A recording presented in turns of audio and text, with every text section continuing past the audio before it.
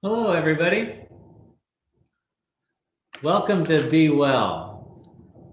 I'm honored to have you here with us today. I'm Jonathan from Your Why, and I am honored to have these conversations with leaders in their field related to living mindfully. As your moderator, I come to you with 30 plus years experience in mindfulness, wellness, and mental health. And I'll start with there's two quotes that I want to offer you for today.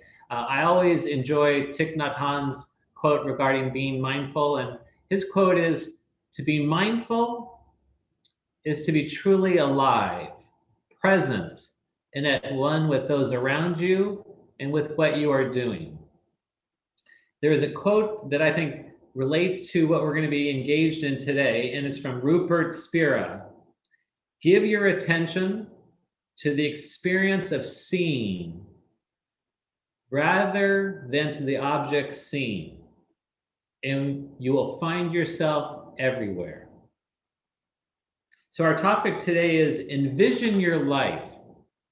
As we start a new year, it's an opportunity for us to not only reflect, but project out in terms of who we want to be this year, what we want to unfold and develop within ourselves.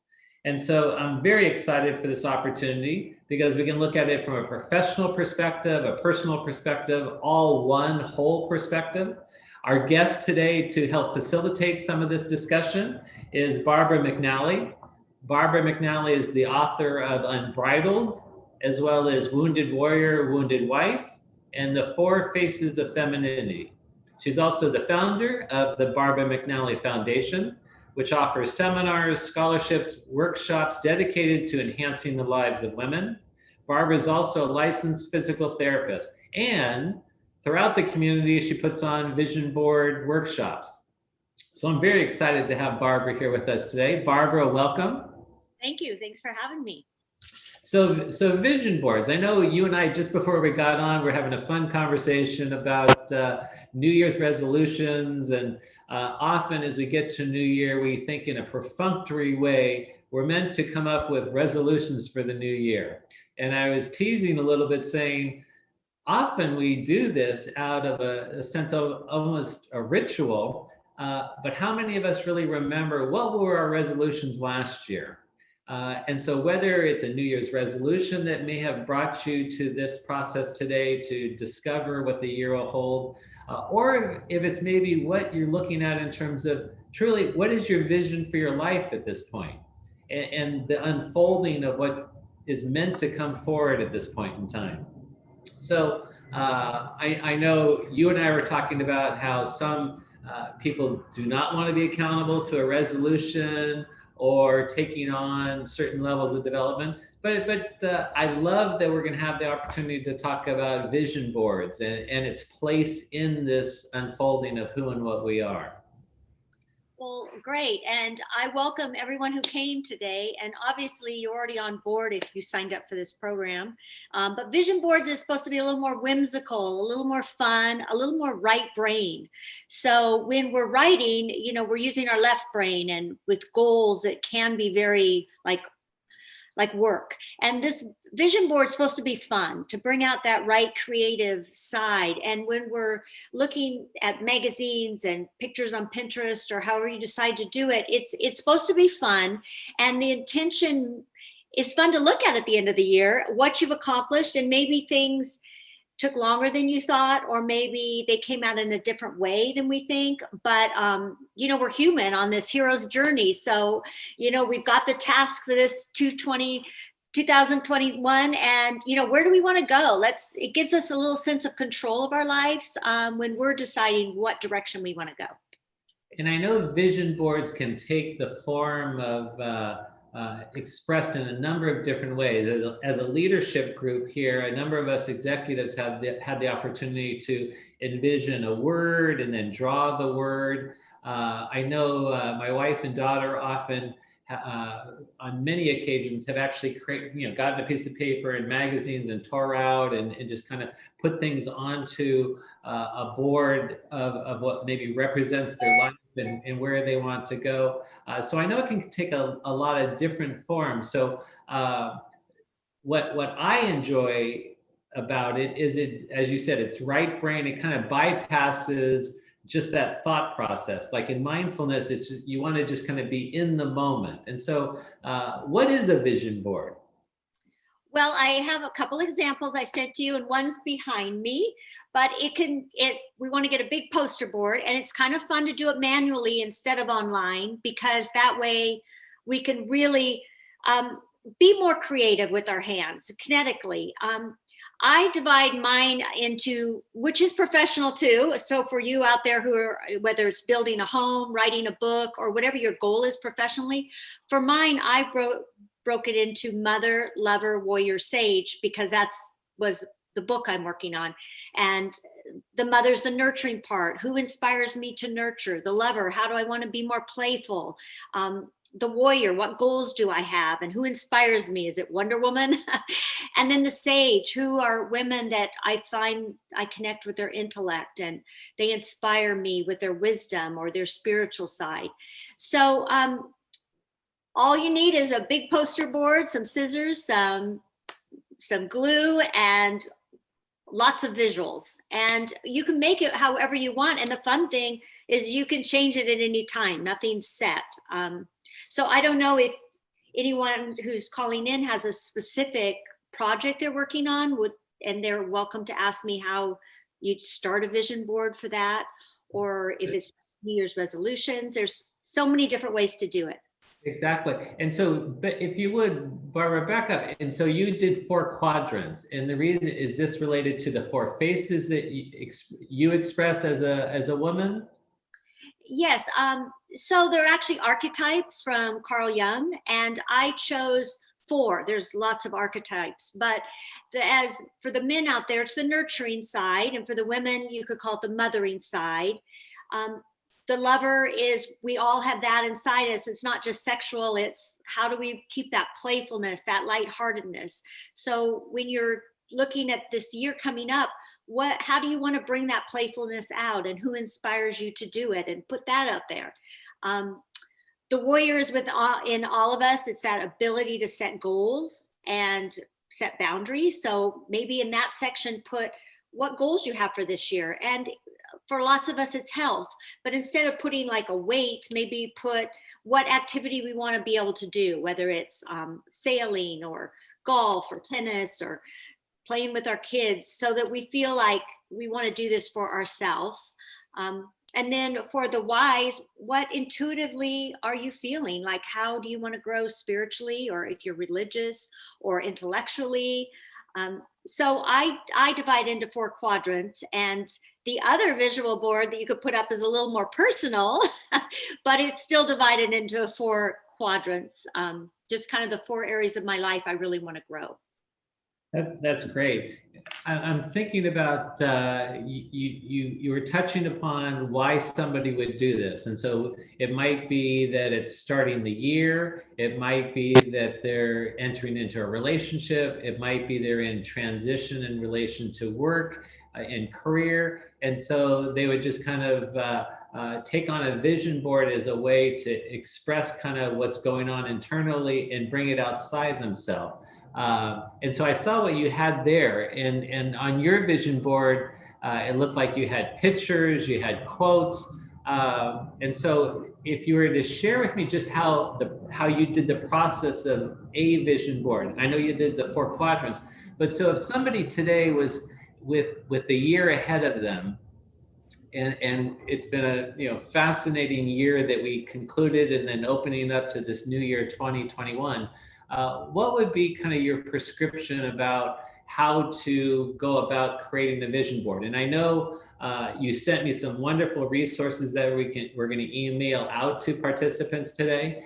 And so what would be your prescription about doing a vision board for this year ahead?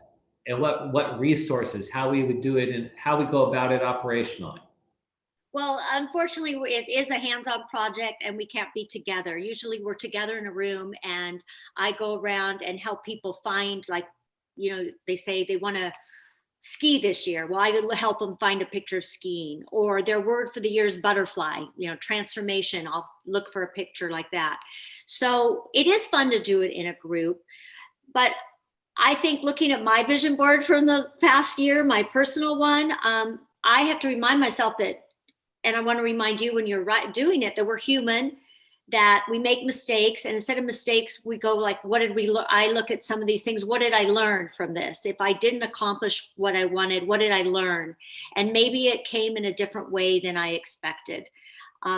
So I think it's fun, and it is being vulnerable. So some of you, when you do your vision board, I have mine up here now, but I don't leave it out for the whole world to see. I don't think everybody, this group is a safe group, but I want you to feel safe when you do your vision board, but you don't have to share it with everyone.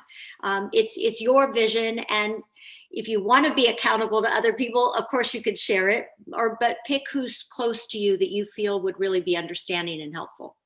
I like what you said, Barbara, because Carl Jung talks about how it can be a window into the soul. And so to me, there's something sacred about that expression. And so I think you do want to be discriminating in terms of how you share it and who you share it with, that expression is honored and valued.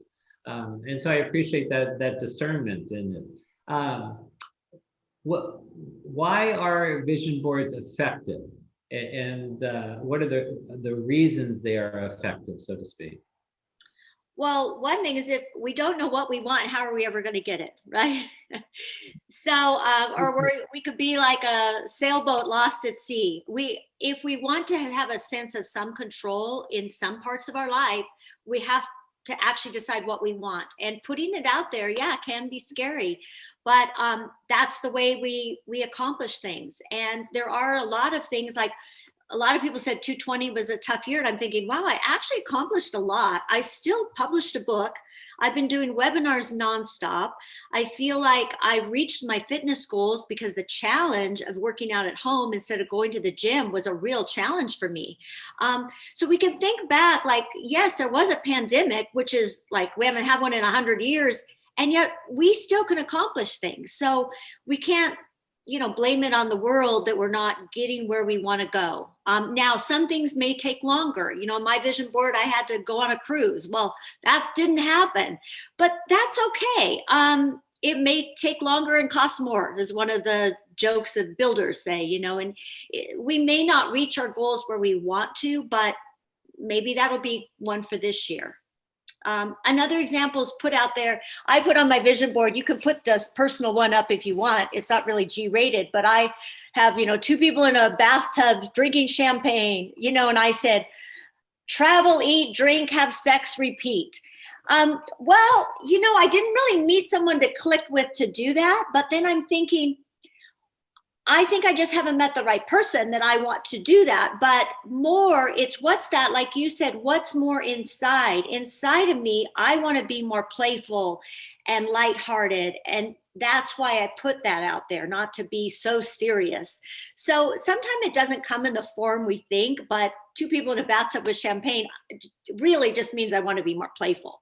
Now, did that actually occur this year? No, it didn't. But that doesn't mean I'm a failure. I think maybe I haven't met the right person, or maybe I have been whimsical and fun in other ways. So I think it's really great to put this out there. And when you look at it the next year, it is fun to look at, wow, I really did accomplish some things, and some things maybe, I'll put that for this year.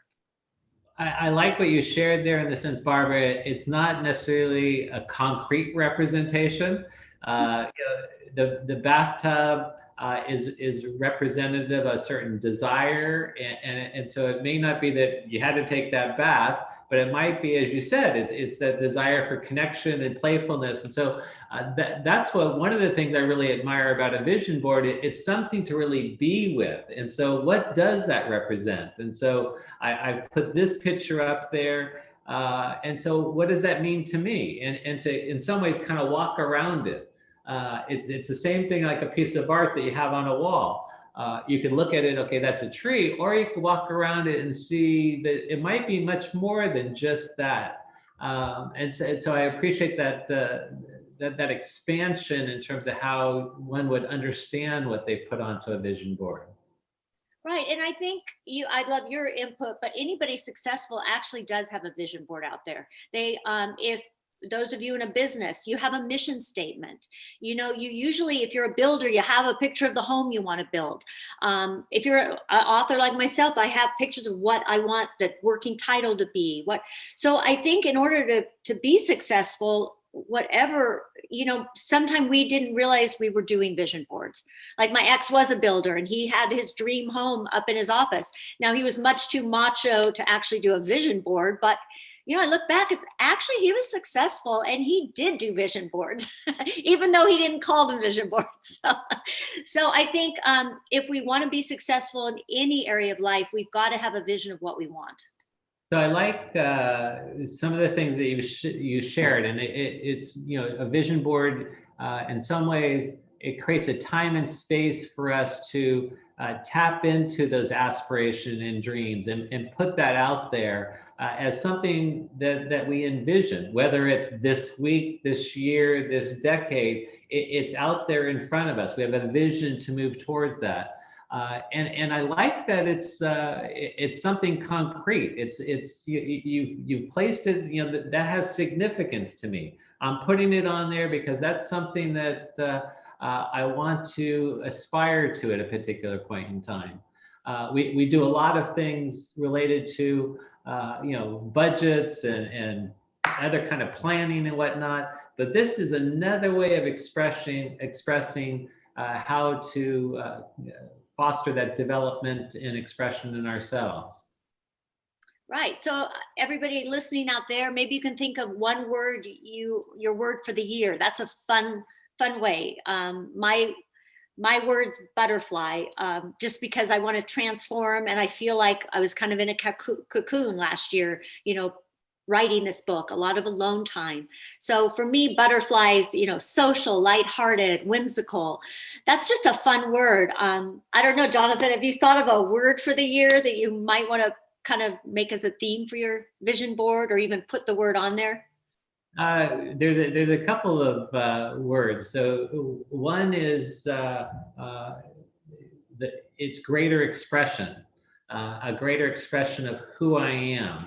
I'm entering into some different terrain, so to speak. And so it would be easy for me to be reserved, to question, to be in doubt, versus just for me to have greater expression and confidence in bringing that forward. We all make mistakes, wonderful, and you learn from those. But it's not sitting back or on the sidelines, it's entering in. So I have more of a picture of it. And so words may not do me as much justice in articulating it, but the picture of it is just a fuller expression of who and what I am at this point in time. Well, I think that's very brave of you, because I wasn't sure why, but maybe because of your background, but I think of the hero's journey. And we're all on the hero's journey. And this year, we're offered the gauntlet. Are we going to take it? We've got a challenge. Will you, will you step up and express who you are? Will I write that book? Will I, take that next step? And the safe way is to not go on this journey, and say, no, I'm not going to do it. And anyone who's listening today wants to take that next step. And, it's the expressing yourself. And I really admire your background in psychology, and Carl Jung very well, and he's the hero's journey. So you can maybe expand on that, and how anyone who signed up, you're already taking the first step because you're willing to be out there and take the gauntlet and not sit at home and say, no, I'm not going to go on that journey, and, hide in the cave. Yes. And I think it is that time to take action. I think about, I love to dance, and, for some people, they may like to dance, but they will wait to be asked to dance. And so it's like time for all of us to enter in and join the dance of life. So there was a question that came up in terms of can you share about successes a success story about someone who in your workshops has created a vision board, and maybe what that brought through for them? Oh, that's a great question. Well, last year I helped somebody with, we did it in person in January, and she was opening a yoga studio. And she was very regimented. It was a Bikram yoga, and so I helped her with the 4 stages, the 4 faces of femininity. Okay, we have the goal, how it's going to how she's going to run the program. But then I helped her bring out the lover, the passion, the fun. How are we going to get people to come? And how are we going to make this fun and whimsical and draw people in? And so that was how she was going to design it, how she was going to advertise.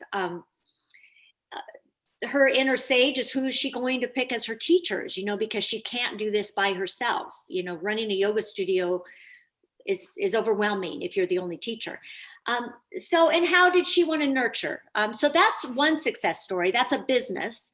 Another is I work a lot with wounded warriors and their wives. And a lot of it used to be through the Y at the Wounded Warrior Battalion.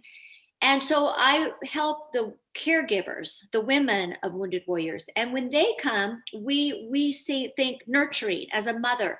A lot of you out there, I don't know if you're women, but a lot of time you feel like, nurturing, like, oh my God. Instead, change it. Like, how do I want to nurture? How do I want to give? Because Mother Teresa says we all can't do great things. We can do small things with great love, and turn it into a positive, the nurturing. Like, how do I want to help my kids or my wounded warrior? And do the things you enjoy doing. It might be cooking. It might not. It might be taking them to the park. But we should think about what we love to do, because if we don't do it out of love, it's not going to matter. So kind of embracing the nurture, how much, and of course embracing. So with the wives of wounded warriors, I go on and on. I've really seen them transform in not only loving being a caregiver, but keeping care of themselves and setting their own goals.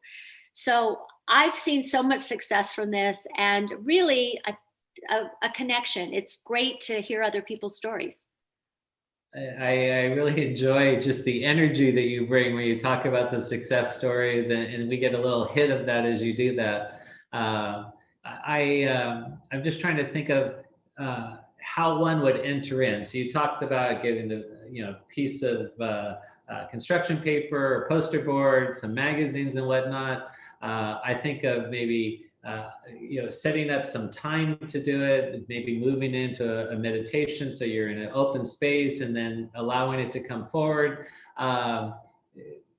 When you do your workshops, what kind of a time frame would you encourage someone? And is it something they come back to, they start and let it be, and then add to it? And if you were, again, to just give us a prescription, so that as we move from today, how each of us could engage with a vision board in our life. Well, many of us are at home with young children and husbands. So it is hard to be anonymous about this, but instead we could kind of pivot and think how fun this could be for the family. So I would recommend, if you've got kids, get them a poster board too. They're not that expensive, and colorful markers, magazines, and sit down and let them participate too, and let them make their own. And we talked earlier, a lot of men are like, that's kind of artsy, fartsy. That's, I don't know if that really is, that's a waste of time. But it's actually getting off that hamster wheel of our routine and taking 1 hour, sort of like meditation, to just, it is playful, but look at where do we want to go. And sometimes we look back and we go, instead of spinning our wheels, we decided to focus on different things after doing a vision board. I would say just give it an hour, because then you might really get into it and want to spend more time, but you definitely need just 1 hour to set that time to focus on that. And you could explain to your family that, this is very important to me for the new year, and you're welcome to join me if you want. But I think the best role model is us doing it ourselves. When we show our kids and our loved ones that we're living our life with purpose, they're going to come along. Right? That's excellent. Do you think, would you recommend that we focus on different aspects of who we are, different aspects of our life, different aspects of physical, mental, spiritual. What would be, again, if I was to further any kind of recommendations that you have about as we enter into doing that vision board? Well, I say a journey of 1,000 miles starts with the first step. So letting how I do it just for fun vision boards is dividing it into nurturing, loving, warrior goals, and our spiritual side. And for those of you who aren't spiritual, it could be, you might be religious, you might be intellectual, it might be, there's different ways that we all have that inner side. We might label it differently. A lot of people ask, well, should I have my husband do it, or should I do a vision board for work? I say you could do it for so many different ways, but if you're being overwhelmed on how to start, I would start with that's why I did send out examples, because you could just follow my pattern of doing it in these 4 categories of your life. That's a good start. And then from there, maybe you decide you want to do it for work or for other areas of your life. That's actually one thing that was prompted for me as you shared that, is the whole idea of doing that in relationship. I mean, I could see a husband and wife doing that together, even what they would want, what's their vision as a couple, as a family. It has different applications. Not unlike building a home, and you come together and like, so how do we want, what do we want for our home, or how do we want to furnish it or decorate it? But having a vision for that life as a couple, that life as a family, that's excellent. Yeah, and in the middle, you could put your word for the year, or if you have many words, or if you have a mantra, 3 words, it can have words on it too. And like you have quotes, and maybe each family member wants to put their quote or their word. And it's not that well, actually, don't worry about people being accountable, because I thought of last year, we call it our circle of trust, my kids and their husbands and me. And, I told them my goals for the year. And, I didn't quite reach some of them. And you know what? No one's even asked me about it. And actually, I can't remember their goals. So I don't think you have to worry too much about people, calling you on it, because they're worried about their own goals. So, I mean, it is nice that people are interested in us. It would be nice if they say, hey, did you get those 50 reviews on Amazon? But, I don't even think they remember that was one of my goals. So I think we don't really have to worry within the family that people are going to call us on it, because they're worried about their own goals. And that's an excellent point in all areas of life, that at times we get self-conscious about what others may think, and most are worried about how they're being perceived. And so it's like, we just need to be able to attend to our own business and who and what we are and what we want. And so I admire that, because then we don't have to be self-conscious of, well, I said I was going to do this, and I still hope to do this, and maybe not in the immediate, but it will happen. Barbara, really a pleasure. Anything you want to leave us with as we close out for today? Well, I did come out with the book 4 Faces of Femininity. And even if you don't get this book, I really recommend when you're looking at a vision board, look at women and men that you admire, that you respect, that you look up to, not just your family, but out there in the public, such as, I love Anne Sullivan, because she was Helen Keller's teacher, and she inspired me to go into physical therapy. It may be Mother Teresa. Look at who you look up to, and it doesn't mean you want to become them and you're putting them on a pedestal, but it means you have some of that quality within you too. Because as we look at all these magazines, it helps us decide who we are. As they say, who we love, we have that within us. And who we hate, we have some of that in us too, but we just want to get rid of it. So today we're looking at what we want in the future. So I would encourage you, if you don't have role models, 4 Faces of Femininity is filled. It's a mirror for you to look at of wonderful, inspiring women throughout history. And if you're a gentleman out there, there's so many male role models and men throughout history, and think of who you admire, who you respect, and you have that quality within you too, and put that person on the vision board, because you've got it going too. Barbara, those were powerful statements that you just left us with, in terms of reflecting on those that we're drawn to, and admire, and how those qualities are within us. And so, as well as those that we are reactive to. So very powerful statements that you're leaving us with. So thank you for being with us today, Barbara, and offering your expertise. And to all of you for joining us, thank you very much. And until our next time together, please be well. Thank you, Barbara. Thank you, Jonathan.